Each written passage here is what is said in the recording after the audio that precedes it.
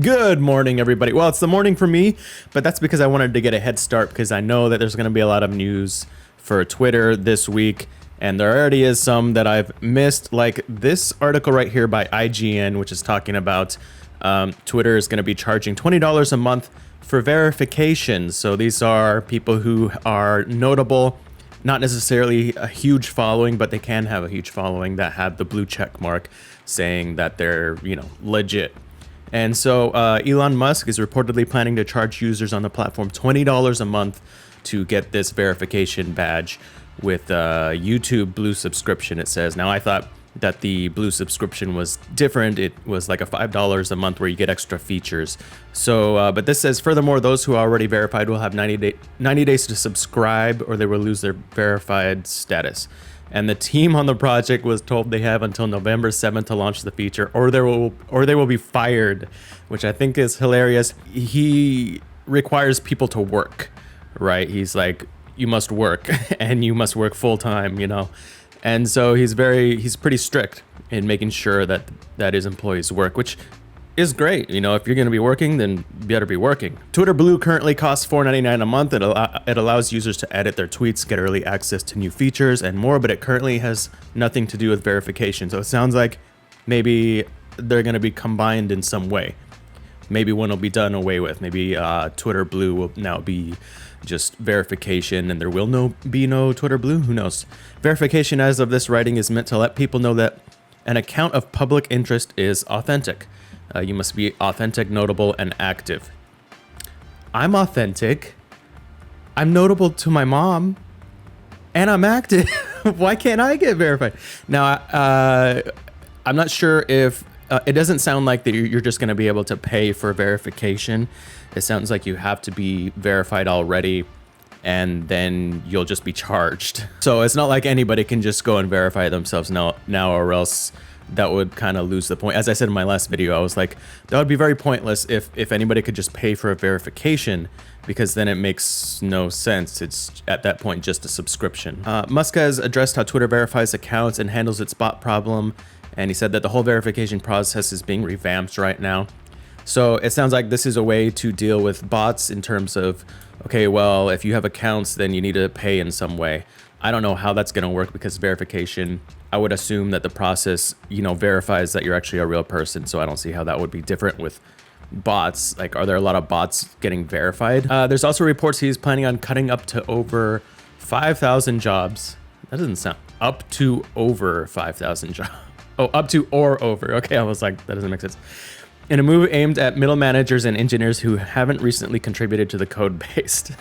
I like what he's doing. He's like a no-nonsense type of guy. He's like, if you're not doing much, you're out of here. Musk plan to make subscriptions at least half of the company's overall revenue. We learned this from other articles that were talking about how he was like, he wants to make more money on other things versus all on advertising. So we'll see how that plays out. Hopefully I can pay $20 a month to get verified. That would be kind of cool. And the last thing, I just wanted to go over this article. I saw a few people post on Twitter. Let's declare a pandemic amnesty by The Atlantic. The article is talking about how some people didn't know. The precautions were totally misguided. In April 2020, no one got the coronavirus from passing someone else hiking.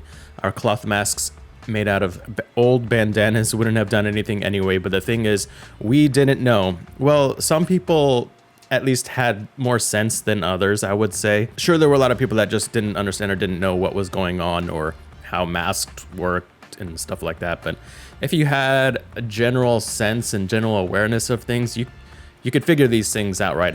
Especially if you're like watching the news from different outlets and different points of view, you could go, hey, some people are talking about how cloth mask isn't going to do anything, how if you're going outside, you have like a basically zero chance of getting the virus. There was quite a few people talking about those things. And so when you say you didn't know, then that tells me you probably weren't really paying that much attention. You weren't really reading information or watching information online from different viewpoints. When they say we didn't know, who are they talking about? Themselves? Everybody? Because there's certainly a lot of people who did know more correct information than other people. So speak for yourself, in other words, is what I'm saying. I have been reflecting on this lack of knowledge thanks to a class I'm co-teaching at Brown University on COVID. Schools in the US were closed for too long. The health risks of in-school spread were relatively low, where the cost to students' well-being and education progress were high. So the person writing this article is just now realizing all this stuff that a lot of people have been talking about for the past several years, the past couple of years, where how kids are being affected by not being able to go to school, how going outside is perfectly fine and there's a really low to zero chance that you're gonna catch the virus by going outside, as long as you're like not right in front of somebody. And finally, the people who got it right for whatever reason may want to gloat. Those who got it wrong for whatever reason may feel defensive and retrench into a position that doesn't accord with the facts. All of this gloating and defensiveness continues to gobble up a lot of social energy and to drive the culture wars. Especially on the internet, these discussions are heated, unpleasant, and ultimately unproductive. In the face of so much uncertainty, getting something right had a hefty element of luck. And similarly, getting something wrong wasn't a moral failing. It depends. Treating pandemic choices as a scorecard in which some people racked up more points than others is preventing us from moving forward. So I agree partially with this and disagree with it. I agree with the general idea that we need to move forward and treat people with a sense of, treat people decently, okay? But at the same time, not all of this is correct. Getting something right had a hefty element of luck, for example. Yeah, there might have been some luck, but there was definitely people out there who again had more knowledge and, general awareness than others as far as what they were talking about with the pandemic and with the virus. Getting something right does not necessarily have to do with luck. It could have to do with just having a better viewpoint than others, having more awareness and knowledge about a subject. And similarly, getting something wrong wasn't a moral failing. Well, for some people, it probably was a moral failing. Either way, it was definitely a big fail for a lot of people.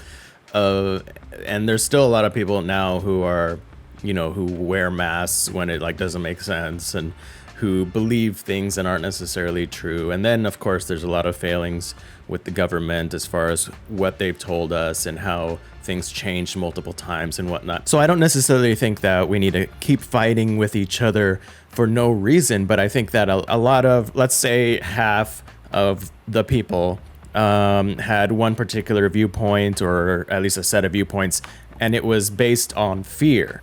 And so fear is a very strong motivator, and it's going to get people to be heated towards maybe, let's say, the other side. We'll just say there's two sides, even though it's probably a spectrum of ideas.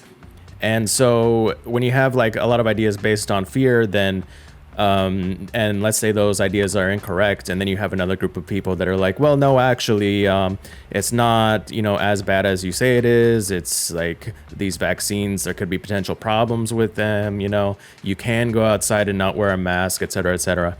And if those ideas are based on more logic and reasoning versus fear, then I think there is a place for people to still have heated discussions, more so on that idea where it's like, hey, you guys who based all your ideas on fear, we need to have a little talk.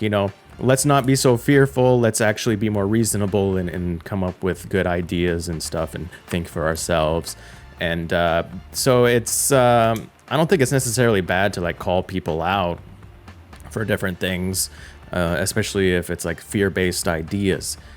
So that's what I'm thinking here in terms of it's okay to still have heated debates and discussions, and not for nothing. We want to move forward, but to move forward, we need to discuss what happened. Moving forward shouldn't just mean let's just forget everything and just go on with our lives. Moving forward should be let's analyze what happened, even if it's going to be a little painful to analyze. So I don't agree with this article in terms of if they're saying, let's just move forward and forget the past, like so many, movies these days say, just forget the past, let it die. No, we should analyze the past, see what happened and what we did wrong, and we should move forward by using that information and making better decisions in the future. That's the difference. I agree about moving forward. I don't agree about just forgetting everything that happened. So that's all I wanted to talk about right now. Please watch my last video where I talk about a day at the life at Twitter will no longer be easy street. Okay, that's the title, but anyways, that's kind of the gist of it. And I'll see you in the next video.